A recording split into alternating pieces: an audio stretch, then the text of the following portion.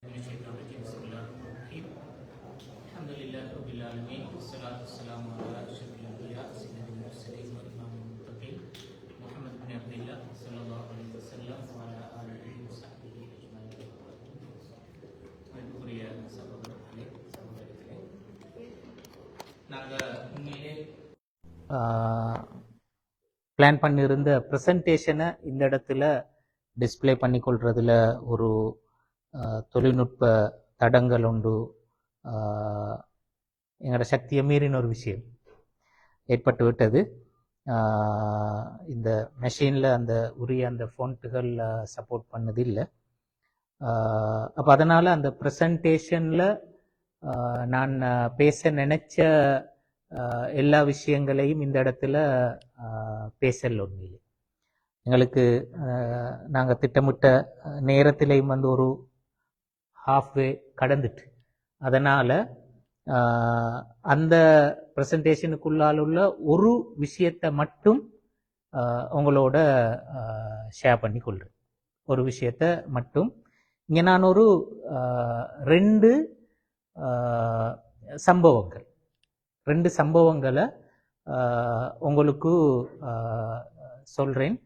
இந்த ரெண்டு சம்பவங்கள்லிருந்தும் நீங்களும் கட்டாயம் உங்களோட ஒப்பீனியனை ஷேர் பண்ணணும். இந்த ரெண்டு சம்பவங்களில் பேசப்படுகின்ற விஷயங்களில் உங்களோட ஒப்பீனியனையும் நீங்கள் ஷேர் பண்ணணும். அப்போ தான் எங்களுக்கு அதிலிருந்து நாங்கள் பெறுகின்ற லெசன் என்னான்னு சொல்கிற அடுத்தடுத்துக்கு நாங்கள் வரையும். அப்போ அதில் முதலாவது சம்பவம் வந்து குடும்ப சுற்றுலா. நான் இதை வாசிக்கிறேன். இதிலிருந்து நாங்கள் என்ன விளங்கலாம்னு சொல்கிறத பாருங்க. சுற்றுலா ஒன்றுக்கு திட்டமிடுகின்றார் கணவர். மனைவி எல்லா முன்னேற்பாடுகளையும் செய்து விடுகின்றார். ஆனால் எதிர்பாராத விதமாக பயணம் மேற்கொள்ள இயலாமல் போய்விடுகிறது. சப்ஜெக்ட் விளங்குதானே? ஊர் முழுவதும் ஒரே அரசியல் போராட்டம். வாகனங்களின் மீது கல்லெறிகின்றார்கள். ஒரு பயணி இறந்தும் போய்விடுகின்றார். பலருக்கு காயம். பஸ்கள் எரிக்கப்படுகின்றன. ஒரு பதற்றமான சூழ்நிலையில் வேண்டாமே ஒரு சுற்றுலா என்று கணவன் தன் முடிவை மாற்றிக்கொண்டு விடுகின்றார். அவ்வளவுதான். மனைவிக்கு வந்ததே கோபம். இப்ப பாருங்க, மனைவி சொல்ற ரெண்டு விஷயங்கள், ரெண்டு வார்த்தைகளா மனைவி சொல்கின்ற ரெண்டு விஷயங்கள். போடுகின்ற எந்த திட்டத்தையாவது நீங்க உருப்படியா செய்து முடித்தது?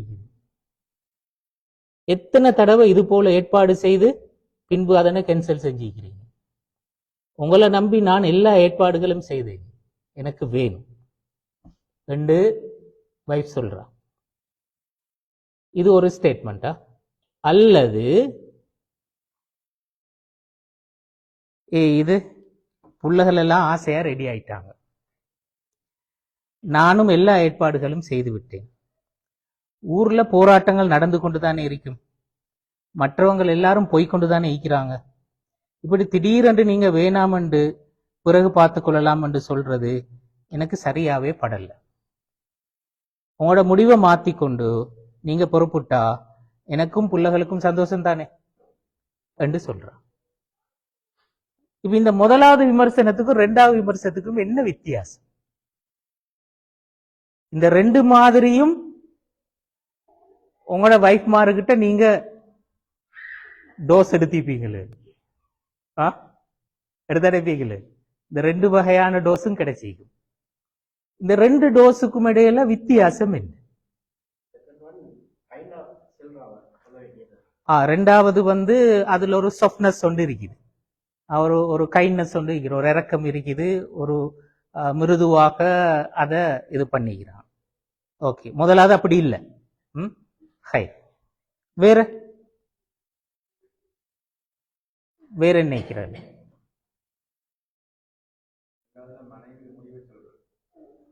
ரெண்டாவதுல மனைவியிட முடிவை சொல்ற, முதலாவதுல சொல்லி இல்லையா?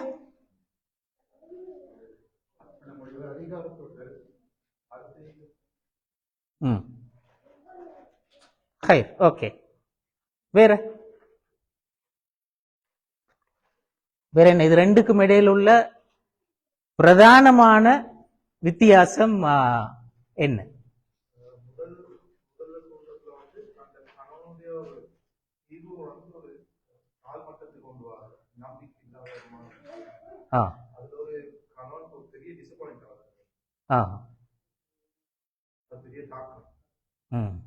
அனுபவிச்சுக்கிறீங்க போல.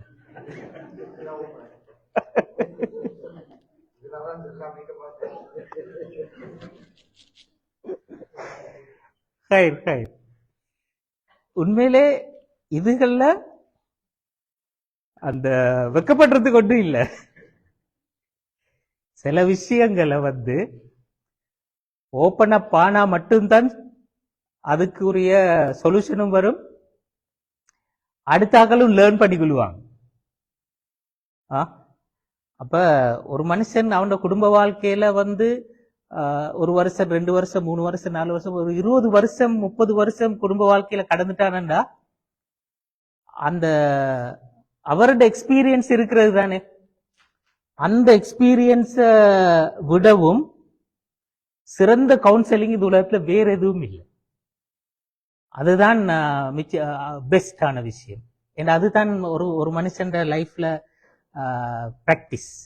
நாங்க நிறைய தியரிகள் படிக்கிறோம் தானே, 1000 தியரிகள் படிக்கிறோம். அது நிர்வாகத்திலே அறிக்கையிலும், தவ்வாவிலே அறிக்கையிலும், குடும்பவியல்லே அறிக்கையிலும், எல்லாத்திலுமே நிறைய விதிகள் கோட்பாடுகள் என்று சொல்லி நிறைய தியரிஸ் நாங்க படிக்கிறோம். அந்த எந்த தியரியையும் 100% எந்த இடத்திலுமே அப்ளை பண்ணிடலாம். ஒரு மனுஷன் அதிலிருந்து நான் என்ன அண்டர்ஸ்டாண்ட் பண்ணி கொள்றேன் என்று சொல்றதை எடுத்து அவன் ஒரு பிராக்டிஸ் ஒன்று செய்வான். அவன் செஞ்சு அவன் அந்த பிராக்டிஸ் அந்த மாடல் இருக்கிறது தானே, அதுதான் இந்த உலகத்துல ஆக சக்சஸ் ஆன விஷயம். அப்ப அதைத்தான் இப்ப இன்றைக்கு நிர்வாகத்திலையும் சரி மற்ற இதுகளையும் சரி தியரிஸை விட அந்த பெஸ்ட் பிராக்டிசஸ் இருக்கிறது தானே. நான் வாழ்ந்தேன் குடும்ப வாழ்க்கையிட அந்த அனுபவம் என்று சொல்றது தானே, அதுதான் இன்னொரு ஆளுக்கு மிகப்பெரிய லெசன் தியரிகளை விட. இப்ப நாங்க படிக்கிறதெல்லாம் தியரி தான். ஆனால் உங்களோட அனுபவத்தை சொல்லுங்க, எந்த பிரச்சனையும் இல்லை. நீங்க சொல்லுங்களே உங்களோட சைட்ல இருந்து. உலகல்ட ஆசை மட்டுமா?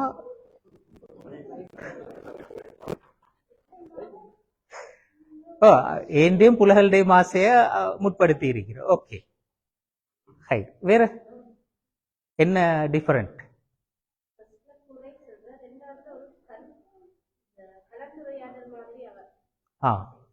ஃபர்ஸ்ட்ல ஒரு பிளேமிங் உண்டு, ரெண்டாவது ஒரு டிஸ்கஷன் டோன் உண்டு அதுல இருக்கிறது. ஓகே, வேற என்ன சொல்லலாம்?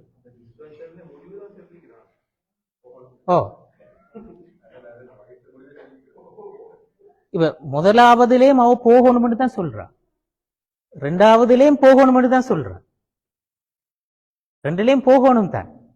அந்த முடிவுல சேஞ்ச் இல்ல.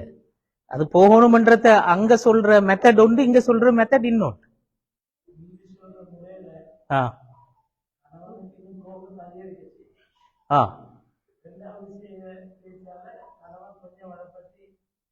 யோசிப்பார், கன்சிடர் பண்ணுவார்.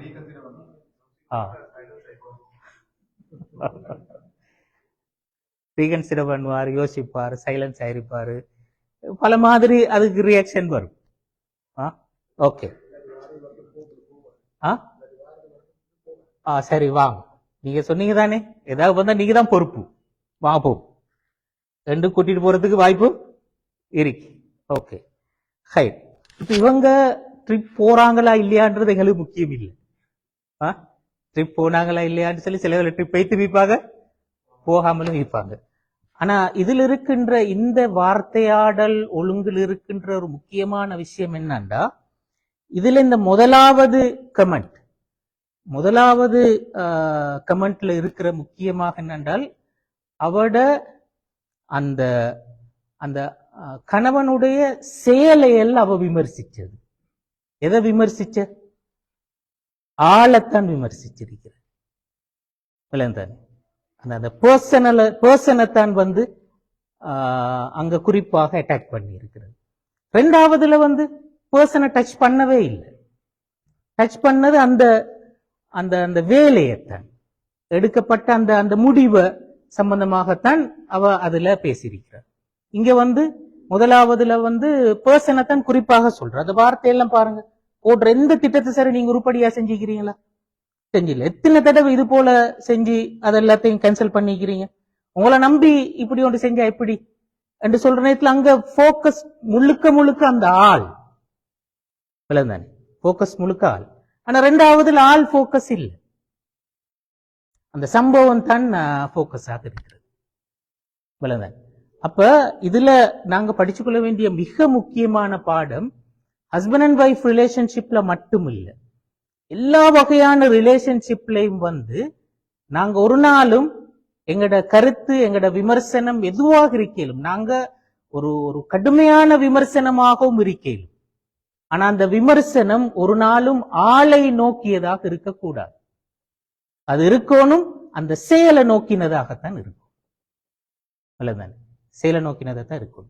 இதுல இருக்கிற ஒரு ஒரு முக்கியமான உளவியல் என்னன்னா, ஒரு ஒரு ஆணை பொறுத்த வரையில உண்மையிலே அவனுடைய அந்த பர்சனை கிரிட்டிசைஸ் பண்றது இருக்கிறது. இதுல சொன்னது மாதிரி எதையும் நீங்க உருப்படியா செய்வீங்களா என்று சொல்லி அந்த கேட்கிற அந்த கேள்வி இருக்கிற ஒரு ஒரு மனைவி கணவனை பார்த்து இப்படி ஒரு கேள்வி கேட்டல் என்று சொல்றது.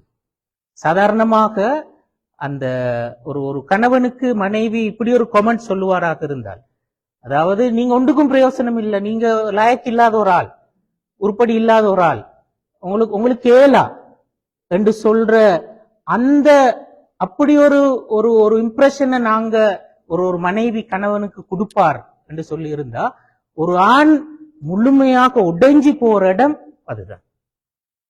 ஒரு ஆண் முழுமையாக உடைஞ்சி போற ஒரு முக்கியமான ஒரு ஒரு விஷயம் அது. அப்ப இந்த இடத்துல உள்ள அந்த மறுதலையான ஒரு ஒரு சைக்காலஜி என்னன்றா நீங்க பார்க்கலும், ஒரு ஆணை பொறுத்தவரையில் உண்மையிலே ஆண் அவன் எப்ப மோட்டிவேட் ஆகுவான், அவன் ஒரு ஒரு விஷயத்தை வந்து மிச்சம் உந்துதலோட இன்ட்ரெஸ்டாக எப்ப முன் வந்து செய்வான். மோட்டிவேட் ஆகிறதுக்கான மிக முக்கியமான இது என்ன தெரியுமா, அடுத்த ஆட்களுக்கு நான் தேவை, நான் ஒரு பெருமதியான ஒரு ஆள், எனக்கு நான் என்ன வந்து எல்லாருக்கும் தேவை, நான் ஒரு முக்கியமான ஒரு ஆள் என்று சொல்ற ஃபீல எப்ப அவன் எந்தெந்த இடங்கள்ல எல்லாம் பெறுகின்றான், அந்த இடத்தில் அவன் ஆக கூட ஆக்டிவாக இருப்பான்.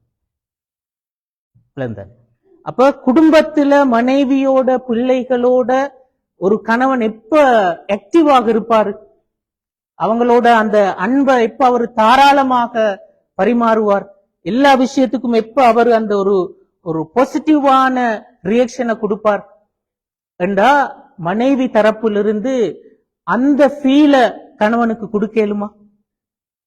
நீங்க முக்கியம், நீங்க உங்களால முடியும், உங்கள டிபெண்ட் ஆகித்தான் நாங்க இருக்கிறோம் என்று சொல்ற அந்த ஃபீல கொடுக்கலுமா?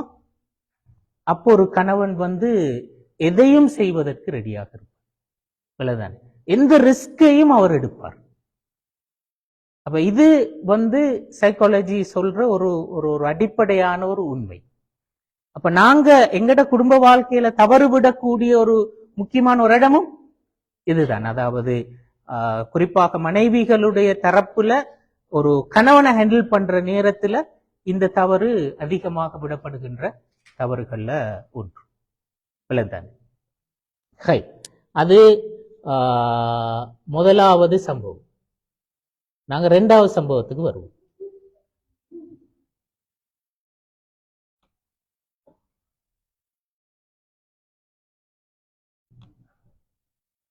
இது நாசரும் ஷாக்கிராவும்.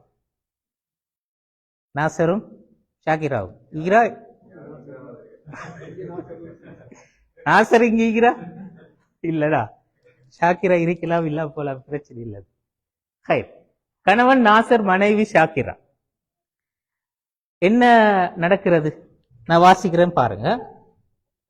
ஷாக்கிரா மிகவும் நல்லவர், ஆனால் சற்றே உணர்ச்சி வசப்படுபவர், குறிப்பாக உறவினர்கள் வருகை விஷயத்தில். அவங்களோட வீட்டுக்கு ஆக்கள் வார அந்த விஷயத்துல அவ கொஞ்சம் அதுல சென்சிட்டிவான ஒரு ஆள். யாராவது ஒரு உறவினர் இவர் இருக்கும் பகுதிக்கு வந்துவிட்டு ஆனால் இவர் வீட்டுக்கு வராமல் போய்விட்டால் அவ்வளவுதான். அந்த ஏரியாவுக்கு வந்திருக்கிறாங்க, இவங்க வீட்டுக்கு வரல என்று சொன்னா அது அவருக்கு பெரிய பிரச்சனை.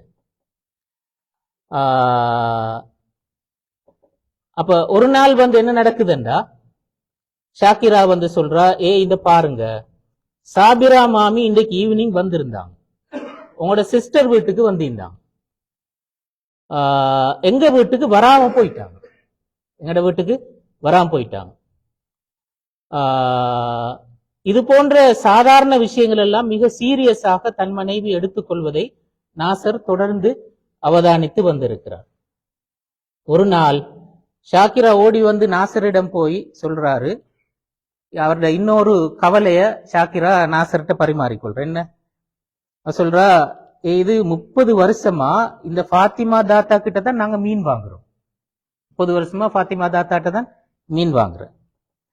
அவங்க மகனுக்கு கல்யாணமாம். நான் இன்றைக்கு சுமையா வீட்டுக்கு போயிருந்தேன், அங்க அவங்க கல்யாண கார்டு கொடுத்திக்கிறாங்க. ஃபாத்திமா தாத்தா சுமையா வீட்டுக்கு கல்யாண கார்டு கொடுத்திக்கிறாங்க.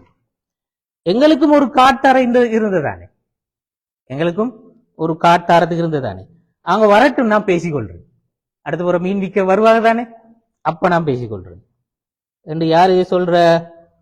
ஷாக்கிரா.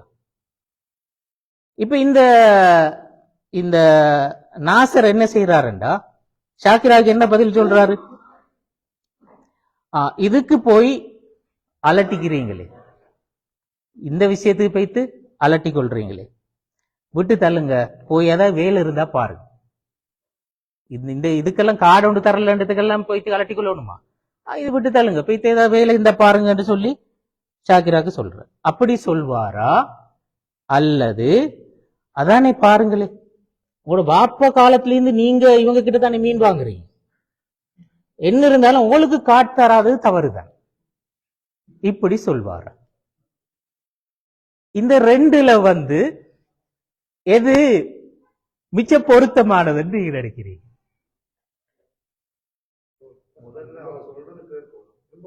இல்ல, நான் கேட்கிறேன், இந்த ரெண்டு கமெண்ட பொறுத்தவரை நம்பர் 1 தான்.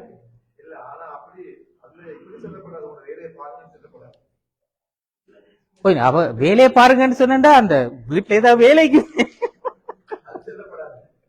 அது சொல்லப்படாது. ஓகே,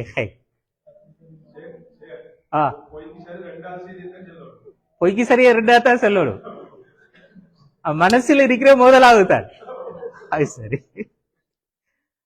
வேற சாதாரணமா உங்களோட எக்ஸ்பீரியன்ஸ்ல நீங்க எதை சொல்லுவீங்க? முதலாதான் சொல்லுவீங்க. நீங்க முதலாதான் சொல்லுவீங்க. நீங்களும் முதலாதான் சொல்லுவீங்க. முதலாவது தான். சிராஜ் நானா சொன்னாரு, பொய்க்கு சரி அதை 2வது சொல்றான முதலாவது தான். ஆக்சுவலி முதலாவது தான். எப்படி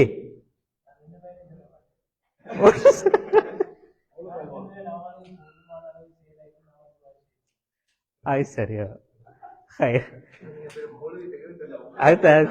அவரு பயம் பண்ற ஸ்டைல் யோசிக்கிறாரு.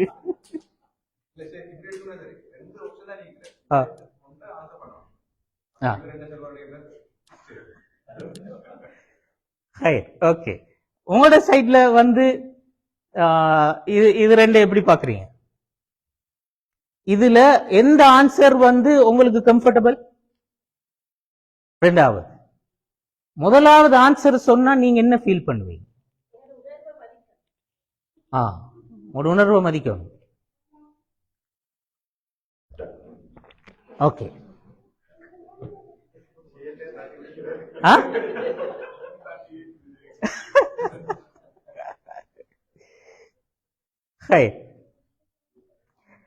இதுதான் உள்ள முக்கியமான விஷயம்.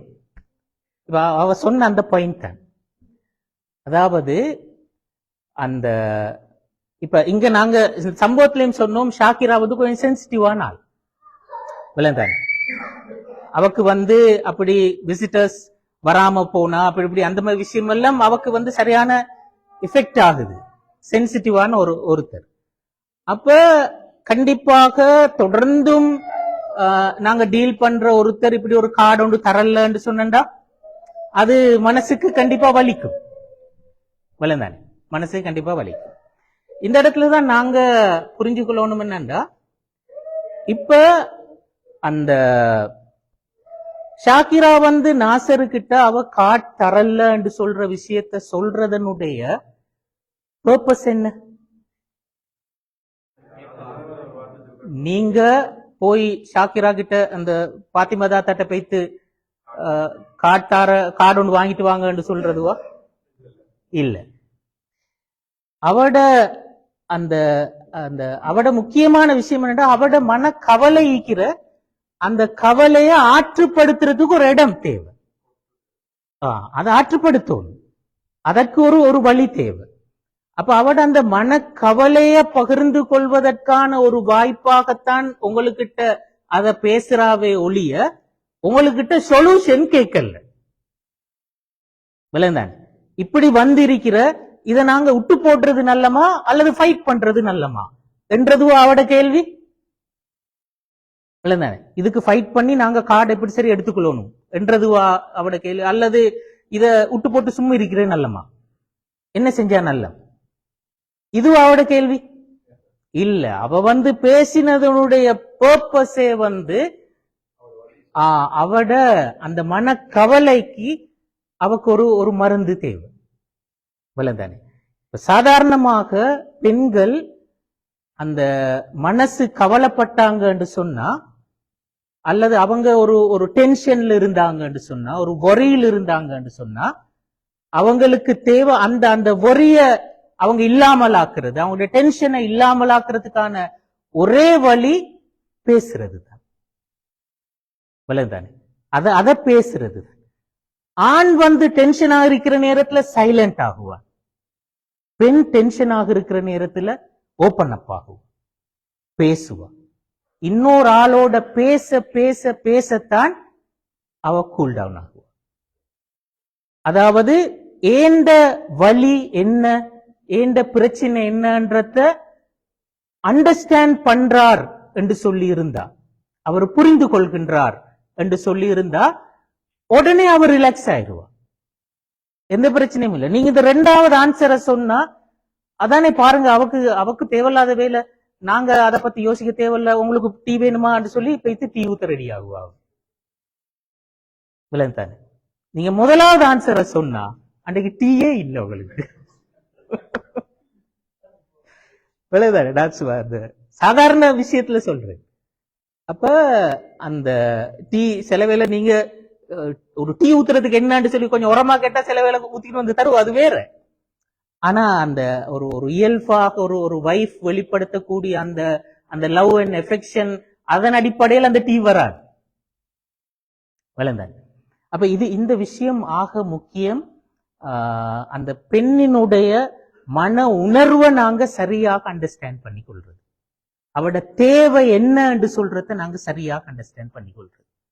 அதை அண்டர்ஸ்டாண்ட் பண்ணி அதுக்குத்தான் நாங்க ரியாக்ட் பண்ணணுமே ஒழிய எங்கட அந்த மனோநிலைக்கல்ல. பொதுவாக ஆண்கள் ஆணுடைய மைண்ட் செட் எப்படி வேலை செய்கிறதுண்டா, ஒருத்தர் ஒரு ப்ராப்ளத்தை முன்வைக்கிறார் என்று சொல்லி இருந்தா அவருடைய மைண்ட் உடனே என்ன செய்யும், அதுக்குரிய சொல்யூஷன் என்னன்றதை பத்தி தான் யோசிக்கும். அநேகமாக ஆண்கள் அப்படித்தான் திங்க் பண்ணுவார். அப்ப வைஃப் சொல்ற நேரத்திலேயும் அவர் அதுக்கு சொல்யூஷன் தான் சொல்ல ரெடி ஆகுவார். ஆனா வைஃபுக்கு தேவை சொல்யூஷன் அல்ல, வைஃபுக்கு தேவை ஆறுதல்.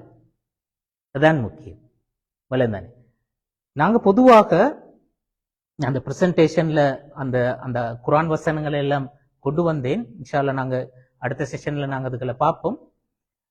குர்ஆன் பெண்களை பத்தி பேசுகின்ற பல சந்தர்ப்பங்கள்ல பெண்கள் கவலைப்படாமல் இருப்பதற்காக என்று சொல்ற அந்த விஷயத்தை குறிப்பாக அடையாளப்படுத்தி இருக்கிறது. கவலை என்று சொல்ற விஷயத்தையும் பெண்களையும் சம்பந்தப்படுத்தி குர்ஆன் பல இடங்கள்ல பேசி இருக்கிறது. என்னடா கவலை என்று சொல்றது ஒரு ஒரு ஒரு பெண்ணினுடைய உள ஆரோக்கியத்தை, உடல் ஆரோக்கியத்தை ரெண்டையுமே பாதிக்கும். இப்ப நான் அண்மையில வாசிச்சேன், அல் ஜசீரா அந்த வெப்சைட்ல வந்திருந்த ஒரு ஆர்டிக்கல். அதுல ஒரு லேடி தான் எழுதிக்கிறா. அவ சொல்ற என்னண்டா, ஒரு பெண்ணுக்கு வரக்கூடிய அந்த கவலை எந்த அளவுக்கு அதனுடைய பாதிப்பு இருக்குமெண்டா, அவருடைய அந்த கற்பம் தரித்தலை கூட அது தடுக்கும். கற்பம் தரித்தலையும் அது தடுக்கும். அதாவது அந்த அடுத்தது அந்த உடல் ரீதியாக அந்த உடலினுடைய அந்த செழுமை, அந்த பொழிப்பை இல்லாமலாக்கும். உடம்புடைய செழுமையை குறைக்கும். அவசரமா வயோதிபம் வந்துடும். தோற்றத்துல வயசாலிட தோற்றம் வந்துடும் அவசரமாக. தானே? அதே மாதிரி நிறைய இந்த ஹெட்டேக் அப்படி அந்த அந்த மாதிரி இஷ்யூஸ் நிறைய வரும். தலைமுடி போற பிரச்சனையும் கூட வரும். அப்ப அதுக்கு ஒரு பிசிக்கலா நிறைய பாதிப்பு இருக்கிறது. அதே மாதிரி உள பாதிப்பு அதே மாதிரி பெரிய அளவுக்கு கூட அது ஒரு ஹிஸ்டீரியாவாக மாறுற அந்த இதுவும் வரும். அப்ப அல்லாஹ் பெண்ணை கவலைப்பட விட வேண்டாம். கை தக்கர்ற ஐனுஹா வலா தஹ்ஸனி என்று சொல்ற அந்த அந்த தக்கர்ற ஐனுஹா என்று சொன்னா அவளுடைய கண் குளிர்ச்சியாக இருப்பதற்கு என்று சொல்றார். அதாவது எப்பவும் சந்தோஷமாக இருக்க வேண்டும். ஒலா தஹ்ஸனி, அவளுக்கு அந்த கவலை வரக்கூடாது. அப்ப அவள் பெண் சந்தோஷமாக இருக்கத்தான் அவளுடைய உள ஆரோக்கியமும் உடல் ஆரோக்கியமும் சீராக இருக்கும். பெண்ணுக்கு எப்ப கவலை வருகிறது, டென்ஷன் வருகிறது, இத நாங்க எப்ப அந்த பிரஷரை கொடுக்கிறோம், அப்ப அது உள ஆரோக்கியத்தையும் பாதிக்கும், உடல் ஆரோக்கியத்தையும் பாதிக்கும். அப்ப அதைத்தான் அல்லாஹு தாலா அதை மிச்சம் கண்டிப்பாக வலியுறுத்தி சொன்னது. இது உண்மையிலே இப்ப எங்கட வைஃப் என்ற அந்த பெண்ணை மட்டும் குறிக்கல்ல. அது எங்கட தாய் என்ற பெண்ணாக இருக்கலும், சகோதரி என்ற பெண்ணாக இருக்கலும், மகள் என்ற பெண்ணாக இருக்கலும், எல்லார பொறுத்தவரையிலும் இருக்கின்ற உண்மைதான். இப்ப உள ஆறுதலுக்காக ஒரு பிரச்சனையை உங்கள்கிட்ட பேசுறது உங்களோட வைஃப் மட்டும் அல்ல, உங்களோட உம்மா பேசுறதும் அதுக்குத்தான். உம்மா ஒரு பிரச்சனையை பேசுறது உமக்கு சொல்யூஷன் தேவைக்கு இல்லை. உம்மா உங்கள்கிட்ட ஒரு பிரச்சனையை பேசுறேன்டா அதுவும் ஆறுதல் தான் அங்க பிரதானமான முதலாவது விஷயம். உங்களோட சகோதரி உங்கள்கிட்ட ஒரு பிரச்சனையை பேசுறேன்டா அதுடையும் பிரதானமான விஷயம் ஆறுதல் தான். உங்களோட மகள் உங்கள்கிட்ட ஒரு பிரச்சனையை பேசுறேன்டா அதுடையும் பிரதானமான விஷயம் ஆறுதல் தான். அப்ப இது மிச்சம் அந்த சீரியஸான ஒரு விஷயம், நாங்க புரிஞ்சு கொள்ள வேண்டிய ஒரு முக்கியமான ஒரு விஷயம். வளர்ந்தானே? அப்ப அந்த அந்த அந்த உளவியல் வேறுபாட்டை நாங்க சரியாக புரிஞ்சு கொண்டால் எங்கட ஆக்ஷன் எப்படி இருக்கணும் என்று சொல்றத நாங்க புரிஞ்சு கொள்ளலாம். வளர்த்தானே? அப்ப இங்க நான் 2 விஷயம் சொன்னேன். ஒன்று பெண்கள் படிச்சு கொள்ள வேண்டிய ஒரு பாடம், அதே மாதிரி ஆண்கள் படிச்சு கொள்ள வேண்டிய ஒரு பாடம். அந்த 2 சப்ஜெக்டோடையும் இன்ஷா அல்லாஹ் நாங்க இன்றைய நாள் எங்கட அமர்வை பொதுமாய் கொள்வோம். இன்ஷா அல்லாஹ் இந்த முழு பிரசன்டேஷனை நாங்க எங்கட அடுத்த செஷன்ல பார்ப்போம். இது சம்பந்தமா உங்களுக்கு எதுவும் கேள்விகள் இருந்தா, டிஸ்கஸ் பண்றதுக்கு பாயிண்ட்கள் இருந்தா பேசலாம். இன்ஷா அல்லாஹ். சொல்லுவோம்.